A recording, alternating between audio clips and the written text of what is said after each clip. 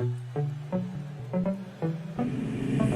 the Knicks, Jets, etc. podcast with Alex Trataros, John Meleka, and Raisi on the beat. Let's go.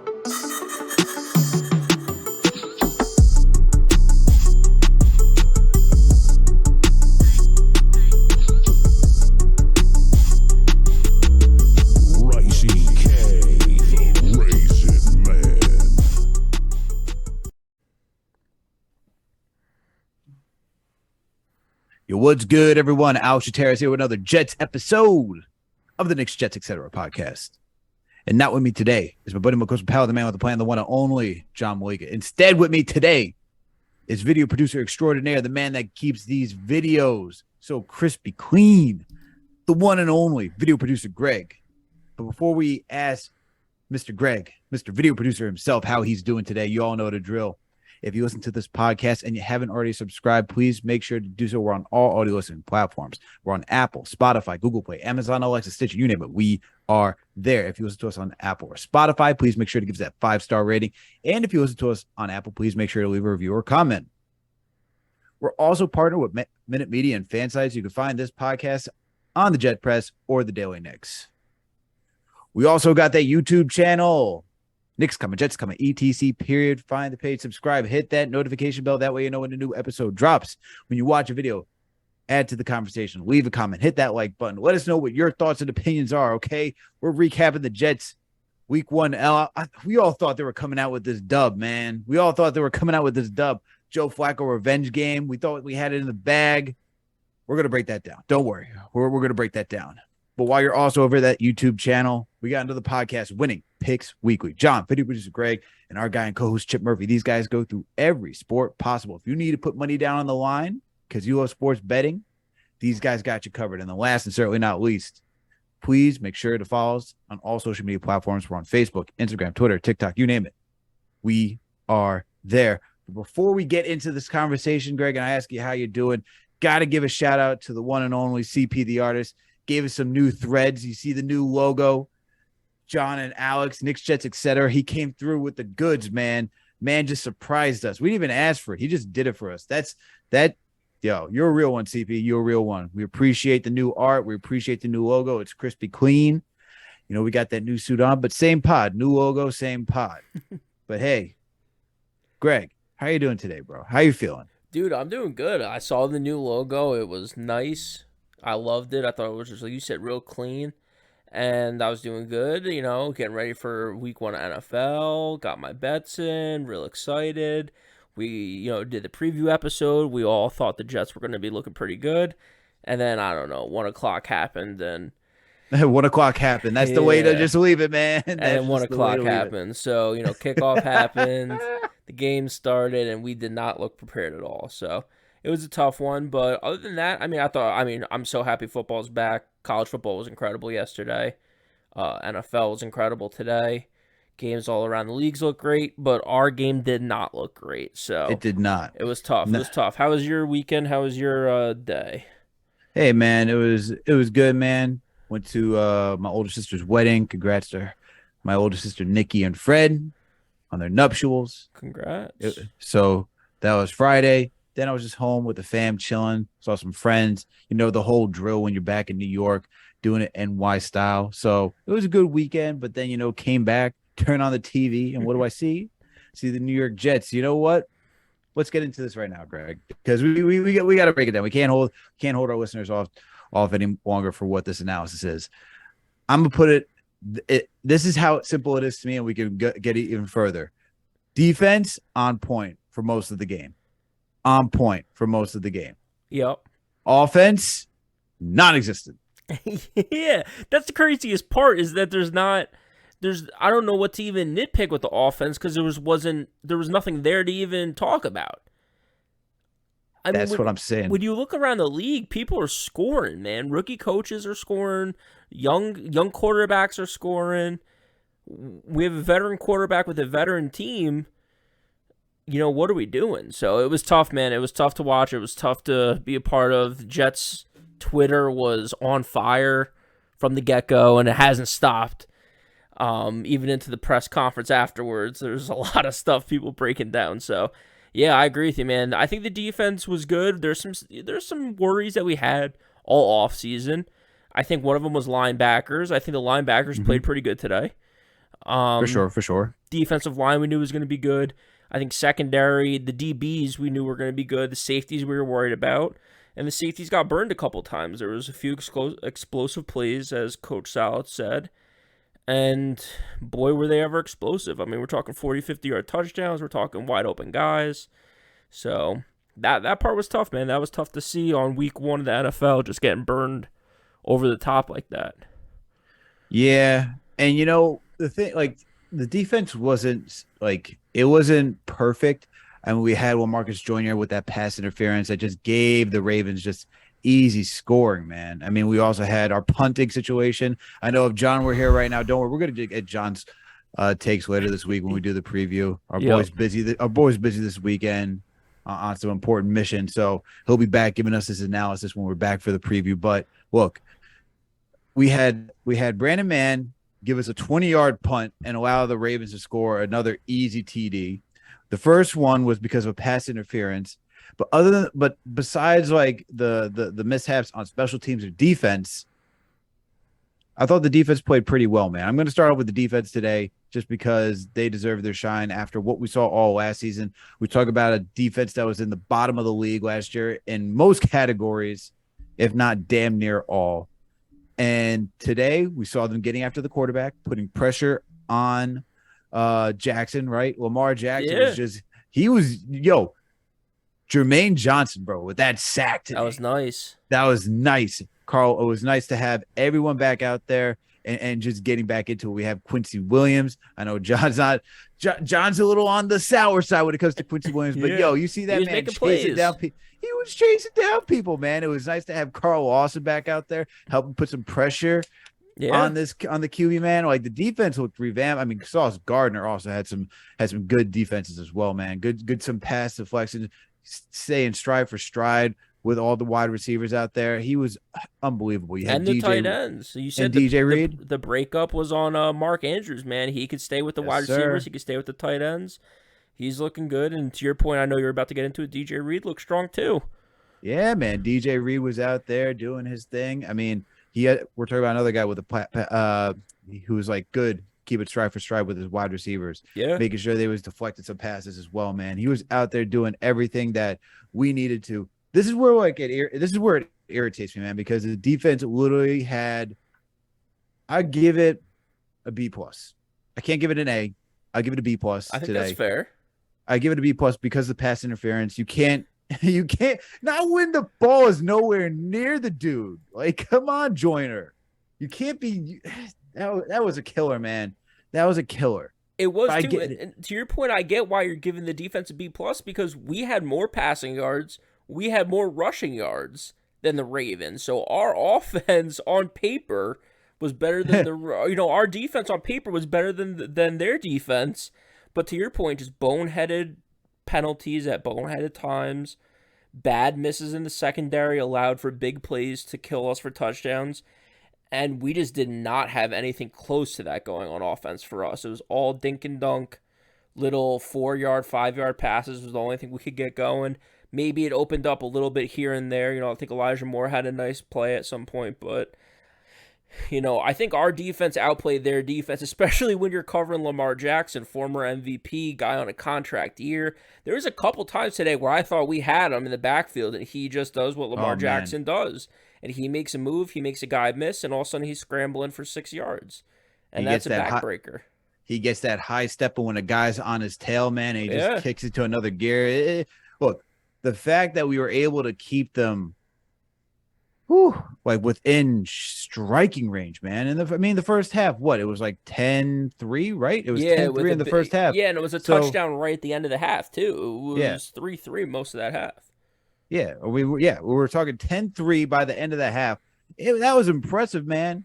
Our offense was not doing anything, yet we had it at 10-3. And then, look, the defense can only do so much, man, when your offense isn't doing anything. I mean, as you pointed out, on paper, it looked like our offense had a lot more yards. But, I mean, when you look at our passing compared to what Joe Flacco did to Lamar Jackson, right? Oh, yeah. Jackson's out here with 30 attempts, completed 17, slightly above 50% for 213 yards, but and 3 TDs. But when you look at Joe Flacco, you get My man threw the ball 59 times. 59 times, 37 for 59. He threw it for 59 times and only came out with 307 yards. That's pitiful, bro. Yeah. That's just pitiful. 1 TD, 1 interception. But I don't. Let's get into this, man, because like we can we can nitpick on the defense all day long. But like I said, it's a B plus, great effort. It really comes down to execution on offense, and the offense. I got to start with the offensive line, dude. I feel like that's where it comes down to. Would you agree that it comes down to the offensive line? Because it didn't seem like Joe Flacco had any time or day. He had nothing, man. He had nothing going on. I mean, that defense was in his face in 2-3 seconds, and he cannot move anymore. So he was just locked in, just getting tackled, getting pressured. I mean, it was tough to watch, and you knew it instantly. You knew it in the first quarter. You were like, "Oh, we're in trouble here if we're just going to keep getting pressure like this all day long." I mean, he gave us a good get back to the line of scrimmage run, and he was like, Yeah. you saw him like hustle. He's like, legs don't fail me now. He was about to get sacked, boy. He was about to get sacked.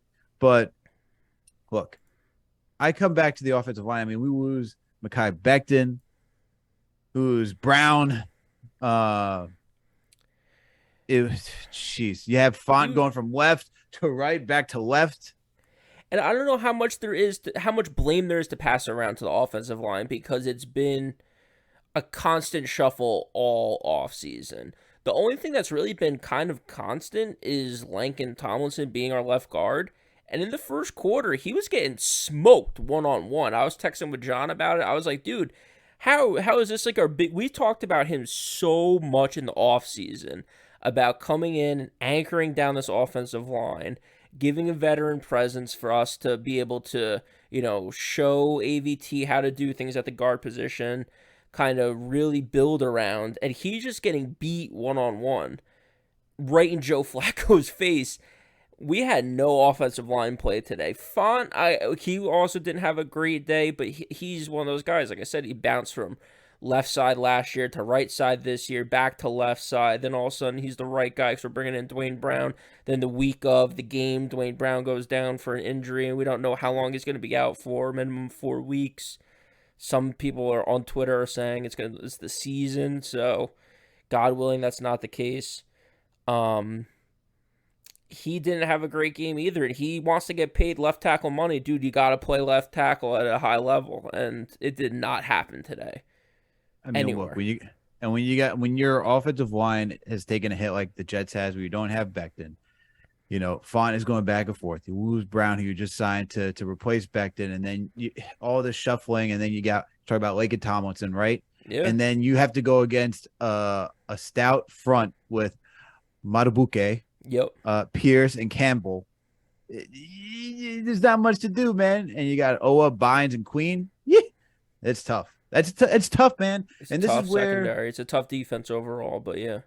This is where, we had the whole offseason discussion on saying we need offensive line depth. Like our starting 5 on paper look great, but it always comes down to what happens when there's injuries. And now we knew we gotta get struck with injuries. Yep. But we didn't know it was gonna be this bad week 1, because look, when you get, let's just keep it a buck. When you sign Brown, you're thinking like, okay,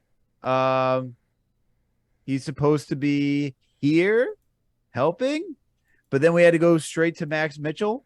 So yeah, 4th, 5th round pick guys are playing. It's not good, man. It's not good right now for us on the offensive line, and there's no hope in sight.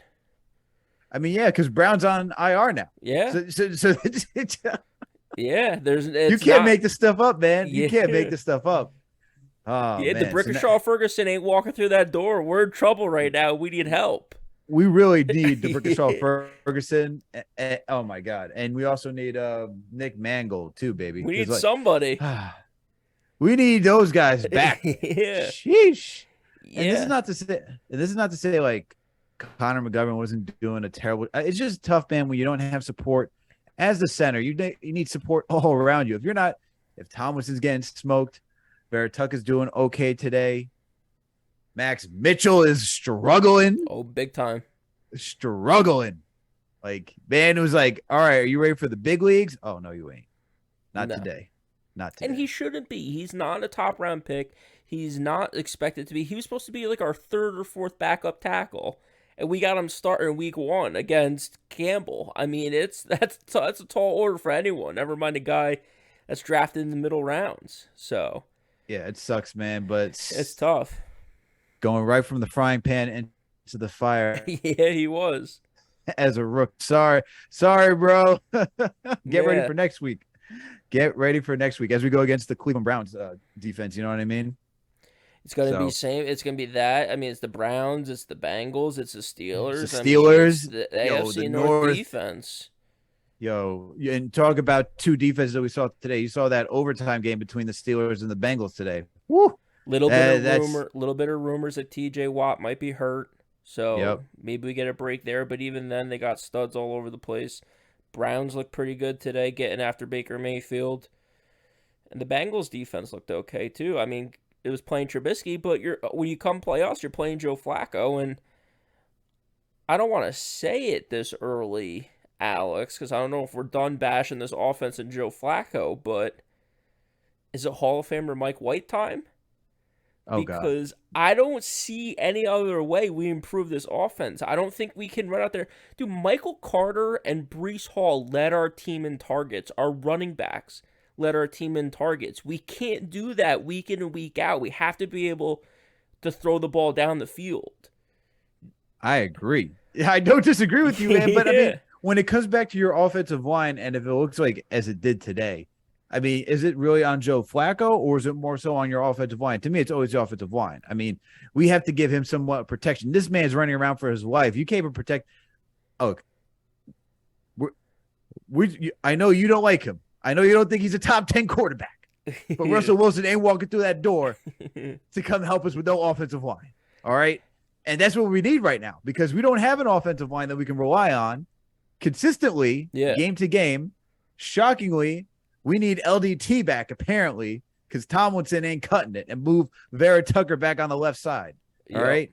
Because we need something for these guys. And even, like, I'm already thinking, like, what's going to happen when we have Zach Wilson back there and he's got to run for his life again after a meniscus injury and he's coming back. He's going to be coming back week 4. Thank God for all you people who are, like, who are excited for Zach Wilson to come back this week. Could you imagine he would have gotten destroyed today? Yeah, man. I mean, Ravens defense, 3 sacks, 11 QB hits, and what felt like 30 or 40 QB pressures. I mean, Joe Flacco threw the ball 59 times. It felt like at least every other play he had someone in his face, and he was running or trying to run or getting the ball out quick or doing weird throws across the field up in the air to Garrett Wilson for a 0-yard completion. And then Garrett Wilson makes a highlight reel play and tries his best to, juke 4 defenders to get a first down. I mean, I really do think that the rookies played well today. We talked about Breece Hall. We talked about Jermaine Johnson on the offense.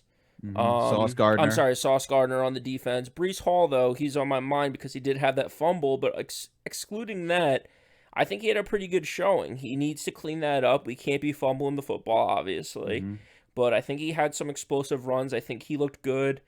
And Garrett Wilson, to me, looked like the stage was not too big for him. He was ready to go.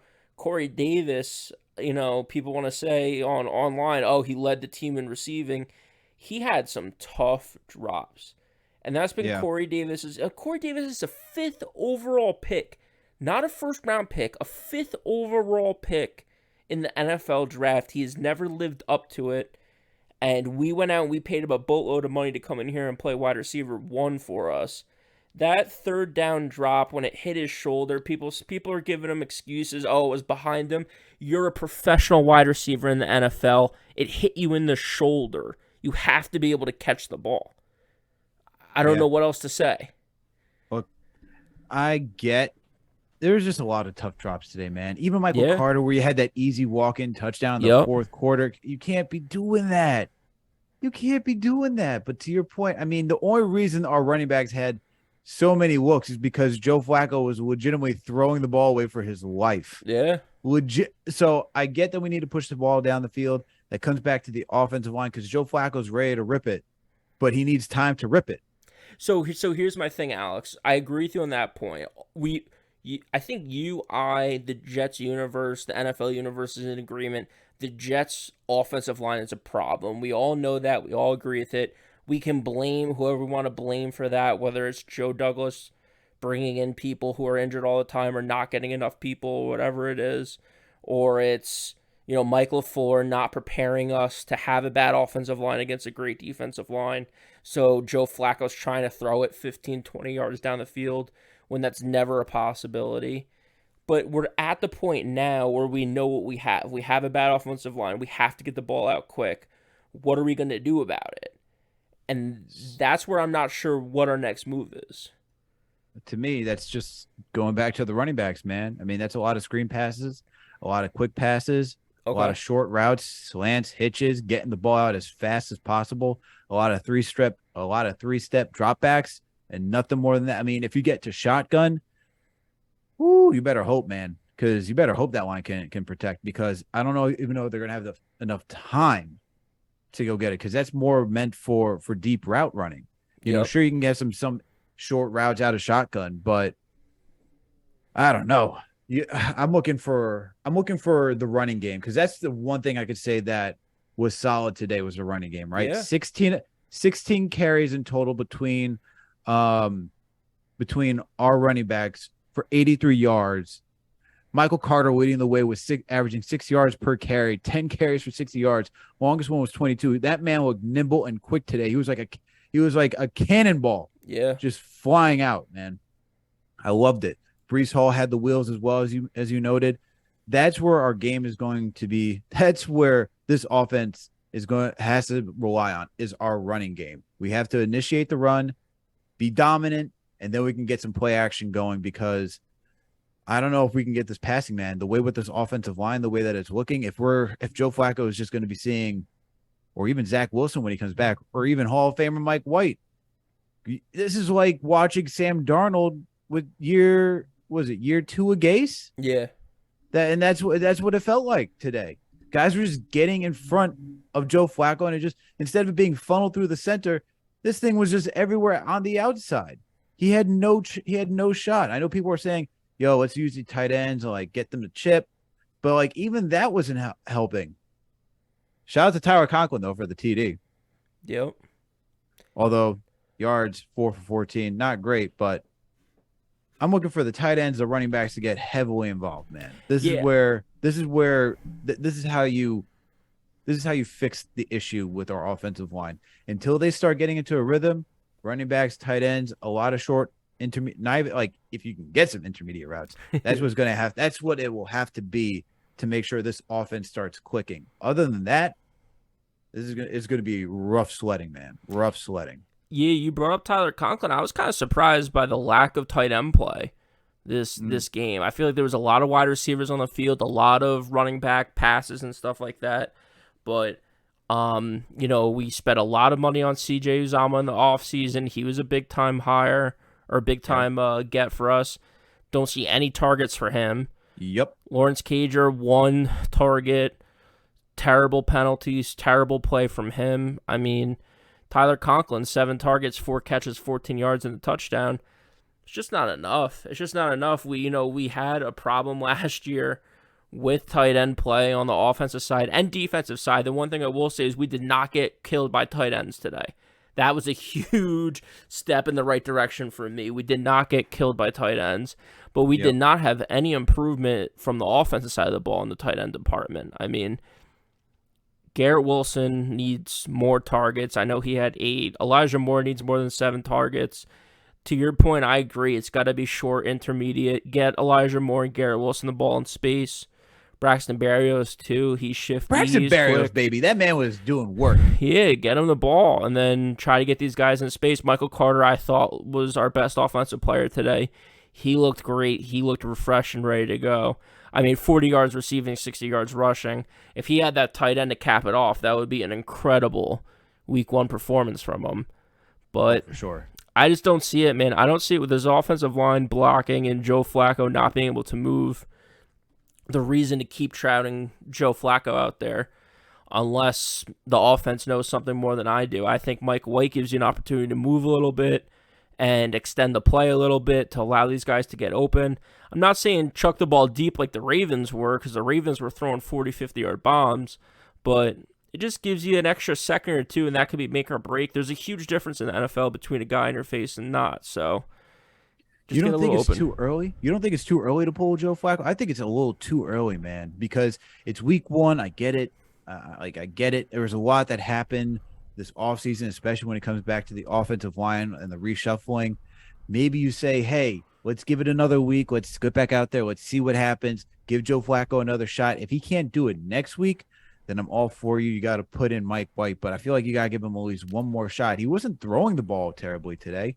He was actually doing, in my opinion, I thought he did an okay to solid job. Yeah. It's just, he just needs the time. He legitimately just needs the time. So if you can get a little bit more rhythm from the offensive line next week, give him another shot. If that's not working and you need some wheels, that way you can get, to extend the play and whatnot, then I agree. Put Mike White in there. But as of right now, I think it's a little too early to go that direction.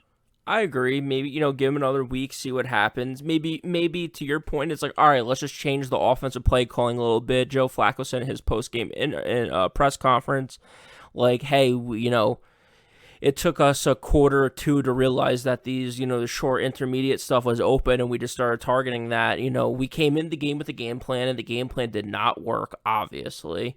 He didn't say the obviously part, but the game plan did not work. So he's like, we had to switch it up. We had to find something else. So to me, that's just, I don't want to start saying, it's Mike LaFleur's fault or someone else's fault, but it's like, dude, you know what you got with this offensive line going into the game. You know these guys are not going to be able to block. I get you didn't know it was going to be this bad, but just start off easy and just start off with some easy stuff. Start off with a little bubble screen to Elijah Moore. Start off with a little couple slants to get these guys going and see what happens. The fact that it took us a quarter or two to kind of realize that we're not going to be able to throw the ball downfield, and we're going to have to look to our hot routes and our short routes and our, to the flats.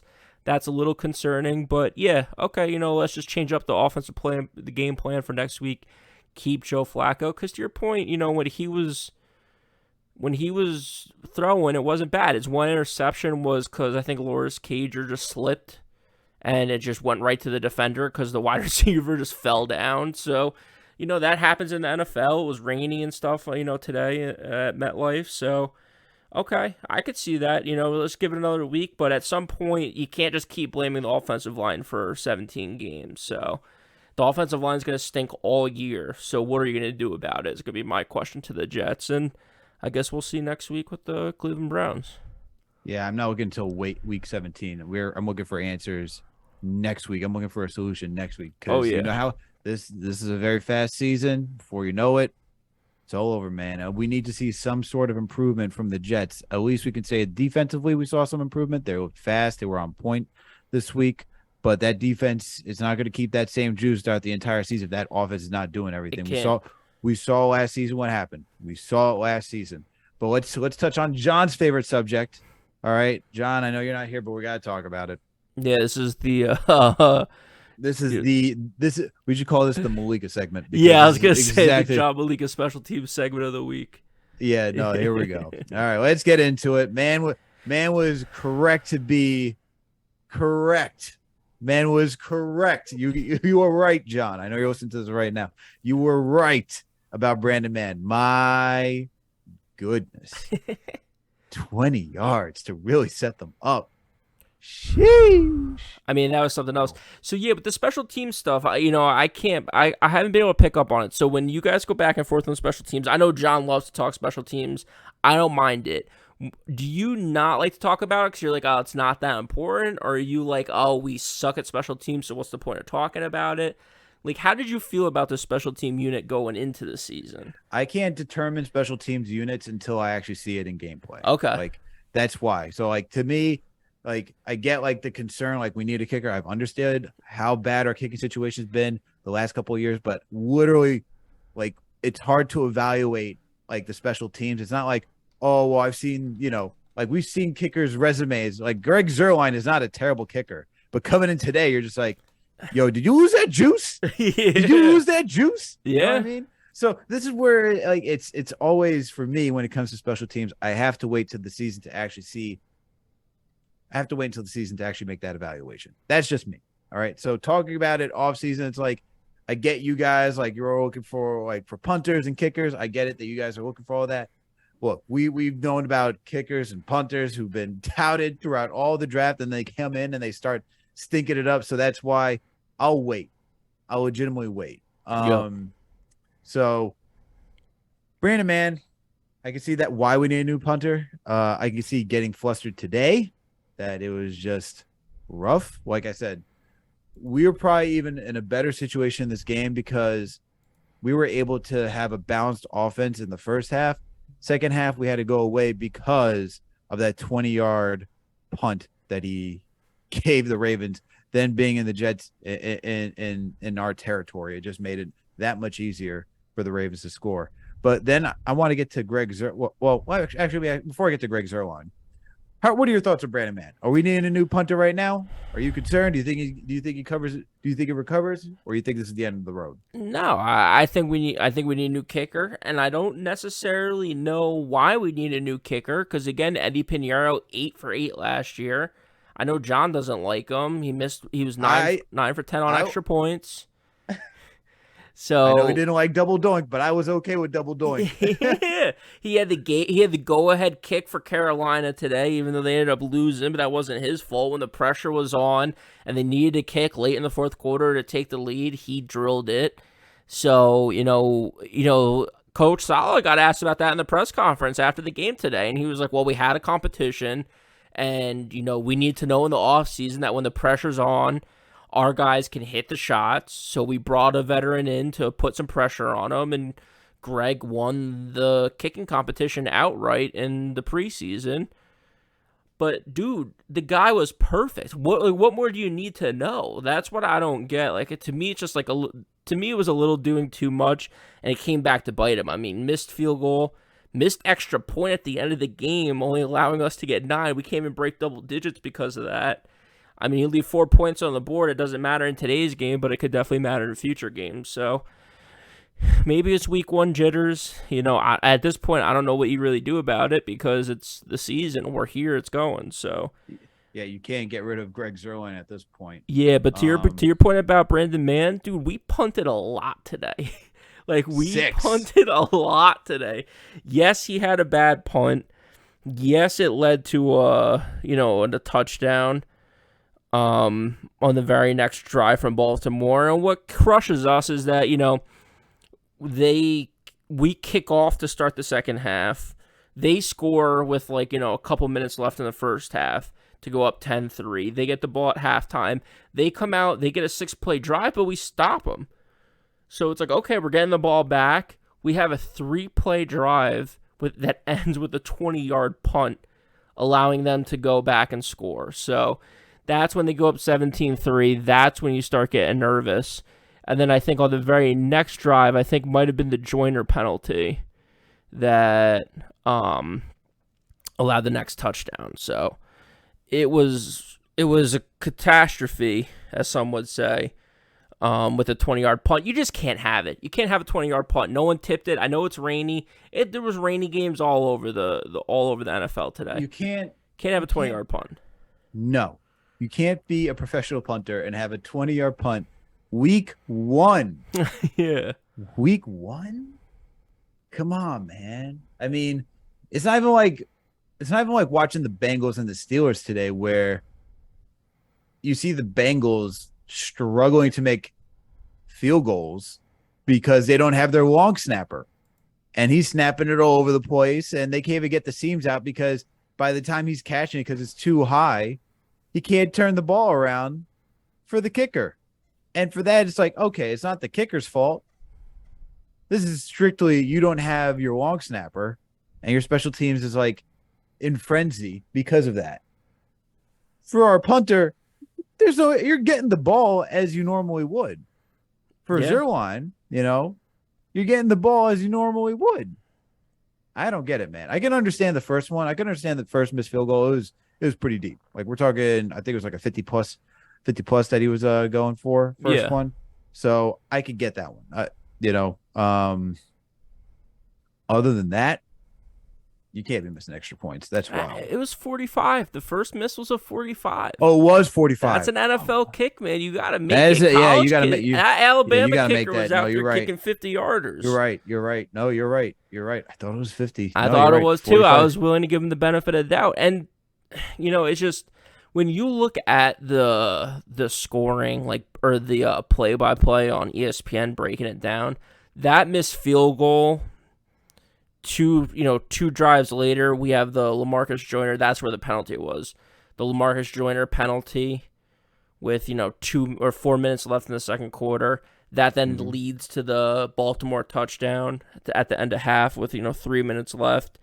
Then on the next, that next half, we come out, we get the stop, we get the energy going, MetLife's going crazy. And then we just have a 20-yard punt on a 3-play drive. I mean, these drives, when you look at it, and we talked about the offense already, but just it's give me flashbacks again. The amount of three-play drives we had, we just have to get the offense in gear, and we were not able to do that today. Too many 3 and outs, my man. Too many 3 and outs. Yeah, and then just the mistakes that lead to points. I mean, the punt led to points, the penalty led to points. It's bad. Bad indeed. But let me ask you this. Let's talk about it. Jets Twitter, you mentioned, was in a frenzy today. Yeah. They're saying fire Coach Saleh. They're looking for change. I get it. I totally get it. It's been since 2010 since we saw the postseason. All right. We haven't had anything close to relevancy since what? Fitzmagic when he went 10-6. Yeah. I mean, we could talk about some Sam Darnold years where he had 7 wins, but I don't think that's really I think it's that Fitzpatrick area. Yeah. We had a shot at it. So I get the frustration. But what are you telling Jets fans right now, Greg? Are you telling them to calm down? Are you telling to give Saleh some time? What are you saying? Yeah, I mean, I understand where they're coming from. I mean, when you look around the NFL today, you see a lot of bad teams with bad coaches or new coaches. Chicago, brand new head coach, not a very good football team. One of the lower odds to have the worst record in the NFL according to Vegas. They win at 19-10 at home. Detroit Lions, historically bad team, throw up 35 points on Philadelphia. They lose by 3, but it's a close one. Miami in our division absolutely torched New England. Rookie head coach, 20-7 at home. I mean, there's a bunch of them all around the league. I mean, Houston and Jacksonville, their veteran coaches coming in for another coaching opportunity. Minnesota, rookie head coach, 23 points at home, smoking Green Bay Packers, team that led, number 1 seed last year in the NFC, has crushed their division every year forever, held Aaron Rodgers to 7 points. So I understand where they're coming from when they talk about, other rookie coaches. I mean, I don't even want to talk about it, but the New York Giants winning a good one against the Tennessee Titans with Dable down in Tennessee on the road.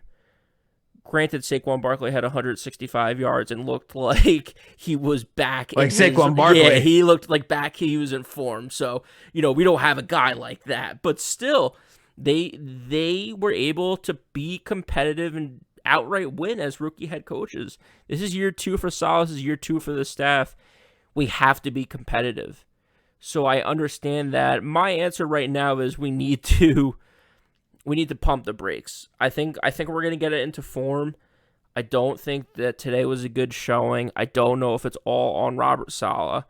I do agree that some of the stuff he says is starting to fall on deaf ears. I think who's the new guy at SNY? Connor Hughes is a new Connor reporter Hughes there. He used to be with The Athletic and now with SNY. Yeah, he had a good minute 30 Twitter video I was watching today about guys on the defense pointing out oh, we held them to this many rushing yards, or at halftime we were averaging 6.8 rushing yards on offense, or my thing about how we had more passing yards and more rushing yards, but we still lost the game. We have to, as an organization, as a team, we have to stop pointing at little things here and there. Yeah, and we have to just be competitive. Even if we don't win, we have to be competitive. And it's not just because I bet on the game we have to cover the spread. I do so responsibly. It's just because I'm a Jets fan and I can't watch a season of 24-9 with missed field goals and bad punts and missed extra points. I can't do it. So that's my little soliloquy to Jets fans out there, because I know you're watching. I know you're hurting right now. And I get it. There's a lot to be hurt about. There's a lot to be mad about. But I do think Robert Saleh will get us going in the right direction. But my message to him is it needs to happen quick. To your point, the season could slide away from you. Yeah, no, I agree. I think I would say the same thing to Jets Nation right now. Let's pump the brakes on asking for Saleh's head. I get the frustration. Let's give him another chance. Let's see if he can. Let's see what next week holds for us. This is week 1. There was a lot of – this is where you can actually – I'd say you can give the excuses, right? You got the line that had to shift around, everything. Fine. Next week, we got to see some progress. We got to see a competitive game. I was going to give him some credit. It was a competitive game to begin the first half. I was like, we in this. We are in this right now. The worst defense in the NFL looked good today. You said it. Everyone's kind of saying it. The defense was bad last year. The defense looked good today. Look, man, Phil Simms, Boomer, everybody was saying it on CBS today. They were talking about, hey, Jets defense is looking pretty quick, So we know that the defense is improved. We know we got talent on this team. Can we see the talent do work, especially on the offensive side? That's all we need to see. But look, man, it was a rough day, I should say. It was a rough day for Jets Nation. This is not the way you want to open up the season when you're seeing other teams. We're getting overtime games. We're getting blowouts. I mean, this is good. We're seeing overtime for the Bengals Steelers game, which was just phenomenal. You're seeing down to the wire game between the Giants and the Titans. Good for other teams. It was a good week 1. Yeah. Good week 1. For the Jets, not so much. But let me ask you this, because you did bring up, I want to know this. Do you think John's hurting right now? I mean, I was kind of shocked that Tua went off today the way that he did. 23 for 33, 270. QBR wasn't up there, but still he got the TD. He looked pretty good today in the pocket. I was just shocked the Dolphins smoked the living daylights out of the Patriots today. I know the Patriots suck. Yeah. In Miami, they tend to lose and don't do well in Miami. But 20-7, that's not a Bill Belichickian team. No, it's not. I mean, we've talked about it all offseason about the Patriots absolutely being terrible, and today they showed it. I mean, they had absolutely nothing going. Mac Jones, terrible fumble in your own, whatever it was, 10-yard line, 15-yard line, wherever it was. Guy picks it up and scores it for a quick score. That's the first touchdown of the game. So, makes me happy. Yeah. It makes me happy. Yeah. If the Patriots suck and the Dolphins are I guess, I'm just happy to see the Patriots suck. That's all that matters. Yeah, and they're gonna suck. I mean, dude, they have Tyreek Hill and Jalen Waddle. I mean, as much as we want to rag on the Miami Dolphins, they have the two of the 5 fastest guys in the NFL at wide receiver. That's a fact. So, and Chase Edmonds is no slouch out of the backfield. I think he had 4 catches, so I have him on a fantasy team. Didn't get me a touchdown, but, he did okay rushing and receiving.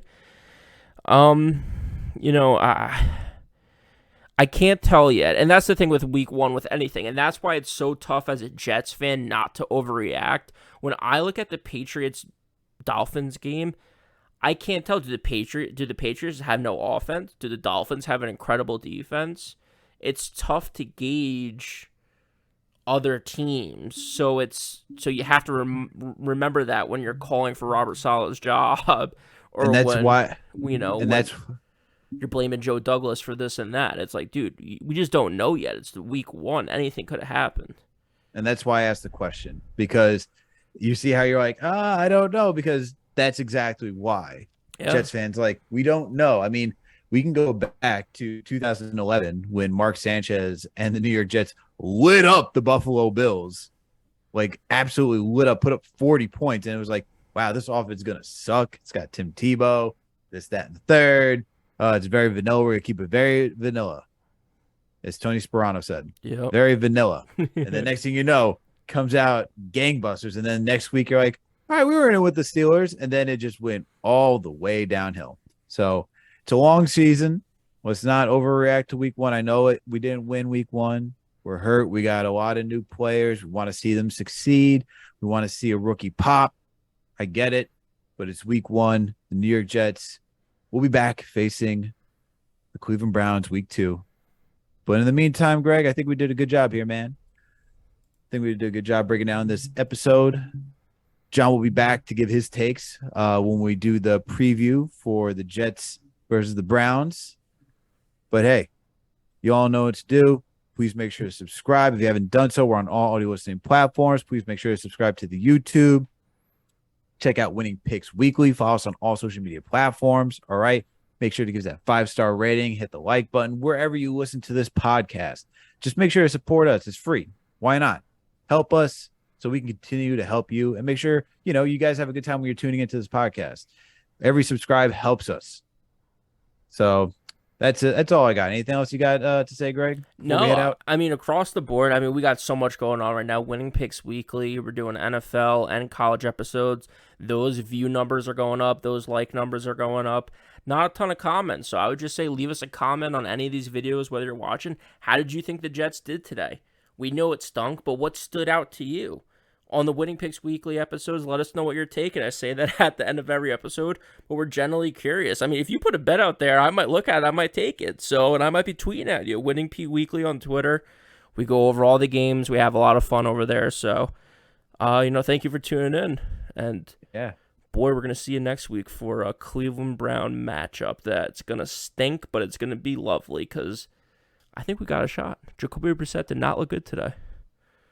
I think we got a shot too, Greg. He's no Lamar Jackson. He's no Lamar Jackson. No Lamar Jackson, but they do got a defense. And that's, our offense got to face their defense. That's a big issue. Yeah, that is.